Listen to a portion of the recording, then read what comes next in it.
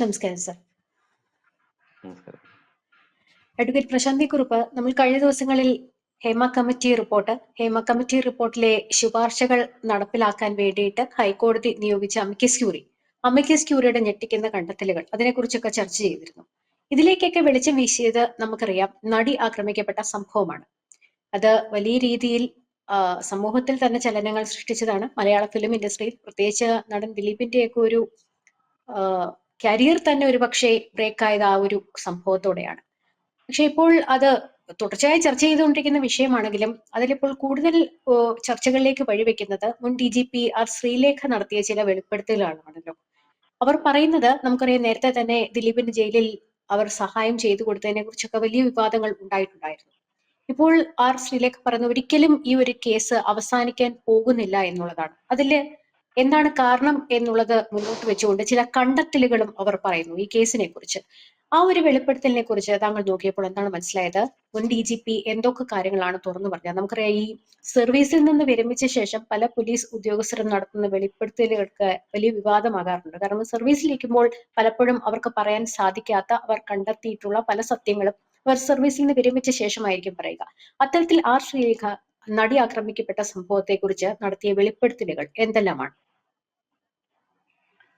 ഈ സർവീസ് കാലയളവിൽ ഇരുന്ന സമയത്ത് വെളിപ്പെടുത്തലുകളോ സത്യസന്ധതയോ കാണിക്കാതെ റിട്ടയർ ചെയ്തതിനു ശേഷം വെളിപ്പെടുത്തുന്ന IPS ഉദ്യോഗസ്ഥരെയും IAS ഉദ്യോഗസ്ഥരെയുമാണ് നമ്മൾ കേരളം മുമ്പ് കണ്ടിട്ടുള്ളത്. പക്ഷെ അതിൽ നിന്ന് വ്യത്യസ്തമായി ആർ ശ്രീലേഖ തന്റെ നിലപാട് കൊണ്ട് എന്നും വ്യത്യസ്തയായിരുന്നു. പത്തനംതിട്ട SP ആയി അവർ ഉണ്ടായിരുന്ന ഒരു കാലഘട്ടത്തിൽ എനിക്ക് നേരിട്ടറിയാവുന്ന ഒരു സംഗതിയുണ്ട്. പത്തനംതിട്ടയിലെ AK ആന്റണിയുടെ ചാരായ നിരോധനത്തിന് ശേഷം പത്തനംതിട്ട ജില്ലയിൽ കേന്ദ്രീകരിച്ച് ചാരായ മാഫിയ സജീവമായപ്പോൾ അന്ന് യമഹ സുരേന്ദ്രൻ എന്ന ഒരു കേരളത്തിലെ ഏറ്റവും അറിയപ്പെടുന്ന ഒരു അബ്കാരി കോൺട്രാക്ടറുടെ ഗോഡൌൺ റെയ്ഡ് ചെയ്തുകൊണ്ട് ലക്ഷക്കണക്കിന് രൂപയും നൂറുകണക്കിന് വാഹനങ്ങളും അതുപോലെ തന്നെ അനധികൃത സ്പിരിറ്റും കണ്ടെത്തി. അത് കണ്ടെത്തിയതിലല്ല അത്ഭുതം, അതിലൊരു ഡയറി ഉണ്ടായിരുന്നു. ആ ഡയറിയിൽ അന്നത്തെ ഭരണപക്ഷ നേതാക്കന്മാരടക്കം അന്ന് ഭരിച്ചിരുന്ന ഭരണപക്ഷ നേതാക്കന്മാരടക്കം മേടിച്ച തുകകളെ സംബന്ധിച്ച് അക്കമിട്ടുള്ള ഡയറി അവർ അന്ന് പൊതുജന സമൂഹത്തിന് മുമ്പിൽ കൊണ്ടുവരുന്നതിൽ നിർണായക പങ്കുവഹിച്ച ഉദ്യോഗസ്ഥയാണ്. സാധാരണ ഒരു ജൂനിയറായ ഒരു IPS ഉദ്യോഗസ്ഥ അത്രയും ധൈര്യം കാണിക്കില്ല. പക്ഷെ അത് കഴിഞ്ഞ് അവര് പലതരത്തിലുള്ള കേസിന്റെ അന്വേഷണം ഏറ്റെടുത്തെങ്കിലും തുടർന്ന് ഈ ശ്രീലേഖയെ തന്നെ ഒരു ലോ ആൻഡ് ഓർഡർ കൊടുക്കാതെ മാറ്റി നിർത്തുന്ന ഒരു സാഹചര്യമാണ് പലപ്പോഴും നമ്മൾ കണ്ടിട്ടുള്ളത്. അത് കഴിഞ്ഞ് അവര് IG ആയിരുന്നു. പക്ഷെ അവര് യൂണിഫോം ഇല്ലാത്ത തസ്തികയിൽ, ലോ ആൻഡ് ഓർഡറിലെ ഉയർന്ന തസ്തികയല്ലാതെ ഫയർഫോഴ്സ്, വിജിലൻസ്, അതുപോലെ ഇന്റലിജൻസ് അടക്കമുള്ള തസ്തികകളിലാണ് അവരെ നിയമിച്ചിട്ടുള്ളത്. നമ്മൾ നോക്കും, നമുക്ക് ഈ ഇന്റലിജൻസ് ഇത്തരം സ്പെഷ്യൽ വിങ്ങുകളിൽ നിയോഗിക്കപ്പെട്ട ഉദ്യോഗസ്ഥന്മാരുടെ ട്രാക്ക് പരിശോധിച്ചാൽ അറിയാം സത്യസന്ധനാണ്. ജേക്കബ് തോമസ്, അദ്ദേഹത്തിനെ ലോ ആൻഡ് ഓർഡറിന്റെ ഒരു IGയോ DGPയോ ആക്കിയിട്ടില്ല. ആർ ശ്രീലേഖ അവരെയും ആക്കിയിട്ടില്ല. അപ്പം ഇവരെ ഒരു ക്രെഡിബിലിറ്റി ഉള്ള, സത്യസന്ധമായി, പിന്നെ ഒരു വ്യത്യസ്തമായ സാഹചര്യം കൂടിയുണ്ട്. ആർ ശ്രീലേഖ എപ്പോഴും അവരെ പറ്റി ഏറ്റവും ഗുണകരമായി പറയേണ്ട ഒരു വസ്തുത, അവരെ എപ്പോഴും സത്യസന്ധമായ കാര്യങ്ങൾ, കേസിന്റെ അന്വേഷണത്തിൽ ബോധ്യപ്പെടുന്ന സംഗതികൾ മന്ത്രിമാരോടോ DGPയോടോ ഉയർന്ന ഉദ്യോഗസ്ഥരോടോ മുഖ്യമന്ത്രിയോടോ പറയാൻ ധൈര്യം കാണിച്ചിട്ടുള്ള ഒരു ഉദ്യോഗസ്ഥയാണ്. നമ്മൾ ആദ്യം നമ്മൾ രശ്മിയുടെ ചോദ്യത്തിലെ ചോദ്യം IPS ഉദ്യോഗസ്ഥരുടെ വെളിപ്പെടുത്തൽ ആഫ്റ്റർ റിട്ടയർമെന്റിന് ശേഷമാണെങ്കിൽ ശ്രീലേഖ അതിൽ നിന്ന് തികച്ചും വ്യത്യസ്തയാണ്. പിന്നെ ഈ കേസിലേക്ക് വന്നു കഴിഞ്ഞാൽ ശ്രീലേഖ പറയുന്നത് ഒരു നഗ്നമായ സത്യമാണ്. പക്ഷെ നമ്മൾ പലപ്പോഴും സ്ത്രീകൾക്കെതിരെയുള്ള അക്രമം, അല്ലെ സ്ത്രീകൾക്കെതിരെയുള്ള ലൈംഗിക അതിക്രമം ഒക്കെ വരുമ്പോൾ ഇപ്പം എനിക്ക് പറയണമെന്നുണ്ടെങ്കിൽ പോലും ഞാൻ പോലും പറയാൻ ഒരു വിമുഖത കാണിക്കും. കാരണം ഇത് സമൂഹ മനസാക്ഷിയെ ഞെട്ടിപ്പിച്ച ഒരു കേസാണ്. അതുകൊണ്ട് നമ്മൾ എന്തെങ്കിലും സത്യം പറഞ്ഞാൽ സാമൂഹിക ആക്രമണത്തിന് ഇരയാകും. പ്രത്യേകിച്ച് ശ്രീലേഖയെ സംബന്ധിച്ച് പറഞ്ഞാൽ ഇപ്പൊ ആക്രമിക്കാൻ പറ്റിയ ഒരു സമയമാണ്. അവർ CPM-ൽ പോയിരുന്നെങ്കിൽ അവരെ ഇത്രയും വേട്ടയാടത്തില്ലായിരുന്നു. അവർ BJP-യിൽ അവർ ചേർന്നത് കൊണ്ട് അവരെ കൂടുതൽ ആക്രമിക്കാനും അവരെ കൂടുതൽ തേജോവധം ചെയ്യുവാനും കാരണമാകും. ഇത് അവർ അവരക്കമിട്ട് പറയുന്ന പല സംഗതികളും വളരെ നഗ്നസത്യങ്ങളാണ്. അവർ പറയുന്നുണ്ട്, ഈ മാസം അവരോട് ഒരു DIG പറഞ്ഞിരുന്നു ഈ കേസ് ഫാബ്രിക്കേറ്റഡ് ആണെന്ന്. ആ ടീമിലുണ്ടായിരുന്ന ഉദ്യോഗസ്ഥന്മാരുമായിട്ട് അവര് കമ്മ്യൂണിക്കേറ്റ് ചെയ്തിരുന്നു. അവർ പറഞ്ഞു ഈ കേസിലെ ഫാബ്രിക്കേഷൻ നടന്നിട്ടുണ്ടെന്ന്. തന്നെയുമല്ല, ഈ കേസിന്റെ അന്വേഷണത്തിന് മേൽനോട്ടം വഹിച്ച, മേൽനോട്ടം എന്നുള്ളതിനുപരി ആ കേസിന്റെ എല്ലാവിധമായ അന്വേഷണത്തെയും കൈപ്പിടിയിൽ ഉള്ളംകൈയിൽ ഒതുക്കിയ ഒരു വനിതാ IPS ഉദ്യോഗസ്ഥയുണ്ട്. ഇവരുടെ പേരുമായിട്ടൊക്കെ സാമ്യമുള്ള ഒരു ഉദ്യോഗസ്ഥ. ആ ഉദ്യോഗസ്ഥയുടെ ഒരു ഹിഡൻ അജണ്ട ഇതിന് പിന്നിലുണ്ട് എന്ന് അന്ന് മാധ്യമങ്ങൾക്കിടയിൽ എന്റെ സുഹൃത്തുക്കളായിട്ടുള്ള നിരവധി മാധ്യമ പ്രവർത്തകരുമായിട്ട്, കൊച്ചി ബേസ്ഡ് ആയിട്ടുള്ള മാധ്യമ പ്രവർത്തകരുമായിട്ട് സംസാരിച്ചപ്പോഴും അവരൊക്കെ പറഞ്ഞിട്ടുണ്ട്. അപ്പൊ ഞാൻ അവരോടൊക്കെ ചോദിച്ചിട്ടുണ്ട്, നിങ്ങൾ ഇങ്ങനെയൊക്കെ പറയുന്നു, പക്ഷെ നിങ്ങൾ എന്തുകൊണ്ട് ഇത് പിന്നെ ഇങ്ങനെ ഈ നിലപാടിനെ ഒപ്പം, അല്ലെങ്കിൽ സർക്കാരിന്റെ നിലപാടിനൊപ്പം, അല്ലെങ്കിൽ സിനിമയിലെ WCC ചൂണ്ടിക്കാണിക്കുന്ന നിലപാടിനൊപ്പം നിൽക്കുന്നു എന്ന് ചോദിച്ചപ്പോൾ അവർ പറഞ്ഞിട്ടുള്ളത്, ഈ പൊതുവികാരത്തിനെതിരായി, അല്ലെങ്കിൽ ഒരാളെ പ്രതിയാക്കി അയാളെ പ്രതിയാണെന്ന് സമൂഹത്തിന്റെ മുമ്പിൽ എസ്റ്റാബ്ലിഷ് ചെയ്ത് കഴിഞ്ഞാൽ കേരളത്തിലെ ഒരു മാധ്യമങ്ങളും, പത്രങ്ങളാവട്ടെ ടെലിവിഷൻ ചാനലുകളാവട്ടെ, അതിന് വിരുദ്ധമായ ഒരു അഭിപ്രായം പറയുകയില്ല. തന്നെയല്ല, ഇക്കാര്യത്തിൽ മലയാള സിനിമയിലെ തന്നെ പല പ്രമുഖന്മാരായ നടന്മാർക്കും പല പ്രമുഖന്മാരായ നടികൾക്കും ഈ ദിലീപിനെ ഒതുക്കുക, കാരണം ഒരേ സമയം തന്നെ തിയേറ്റർ, നിർമ്മാണം, പ്രൊഡക്ഷൻ, പിന്നെ ജനപ്രിയ സിനിമകളുടെ ഫാമിലി സബ്ജക്റ്റുകളുടെ ഹിറ്റ് നടൻ എന്നുള്ള നിലയിലെല്ലാം മിന്നിത്തിളങ്ങി നിന്ന ഒരു നടനെ അയാളെ ട്രാപ്പ് ചെയ്യാൻ വേണ്ടി ഒരുക്കിയ ഒരു പദ്ധതിയാണ് എന്ന് ഇതുമായി ബന്ധപ്പെട്ട ഉയർന്ന ഉദ്യോഗസ്ഥന്മാരിൽ ചിലർക്കറിയാം, മാധ്യമ പ്രവർത്തകർക്കും അറിയാം. പക്ഷേ ഇതിനകത്തിൽ ഏറ്റവും ഒരു നമുക്ക് സങ്കടകരമായ വസ്തുത,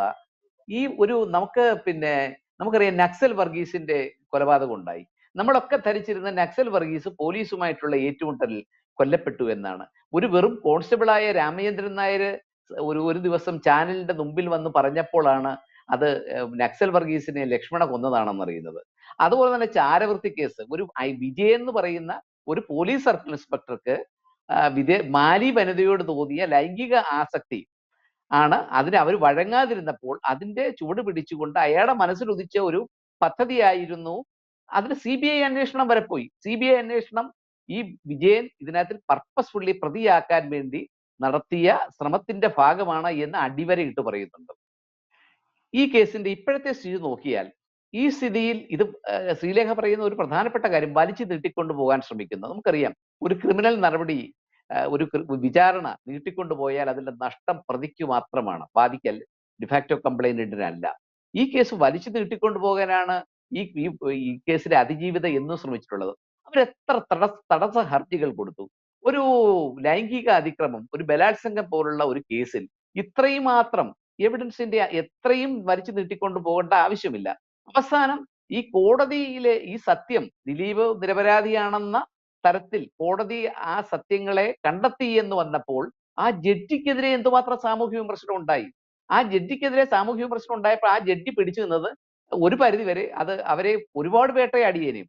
അവർ CPM നേതാവിന്റെ മകളായതുകൊണ്ട്, ഒരു നല്ല നീതിബോധമുള്ള ജഡ്ജി ആയതുകൊണ്ടും മാത്രമാണ്. കാരണം അവര് വളരെ നീതിബോധമുള്ള, നേരിട്ട് ജില്ലാ ജഡ്ജി സെലക്ഷൻ കിട്ടിയ ഒരു സത്യസന്ധയായ ഒരു ജുഡീഷ്യൽ ഓഫീസറാണ്. അതുകൊണ്ട് മാത്രമാണ് അവർക്ക്. എന്നാലും ഇപ്പോഴും സമൂഹ മാധ്യമങ്ങൾ കൂടിയും ഇത്തരത്തിലുള്ള ഈ സമരരംഗത്ത് മുമ്പിൽ നിൽക്കുന്ന സ്ത്രീകളും അവരെയും വേട്ടയാടുന്നുണ്ട്. ഇപ്പൊ ശ്രീരേഖ മാത്രമല്ല ഇക്കാര്യത്തിൽ ദിലീപ് സത്യസന്ധനാണെന്നുള്ള തരത്തിലുള്ള പരാമർശം നടത്തിയിട്ടുള്ളത്. ഈ കേസ് ഡയറി പരിശോധിച്ചിട്ടുള്ള, ഈ കേസിന്റെ വസ്തുതകൾ സത്യസന്ധമായി വിലയിരുത്തിയിട്ടുള്ളവർക്ക് എല്ലാം തന്നെ അറിയാം, ഈ കേസിനകത്തിൽ ദിലീപ് നിരപരാധിയാണ് എന്നും ഈ കേസിനകത്ത് എന്തെല്ലാം കൃത്രിമമായ തെളിവുകൾ പോലീസ് സൃഷ്ടിച്ചു എന്നറിയാമോ? ഈ കേസിനകത്തുള്ള ഒരു എഴുത്ത്, ജയിലിൽ നിന്ന് എഴുതിയ ഒരു എഴുത്ത്, ആ എഴുത്ത് പൾസർ സുനിയുടെ കൈപ്പടയിലല്ല.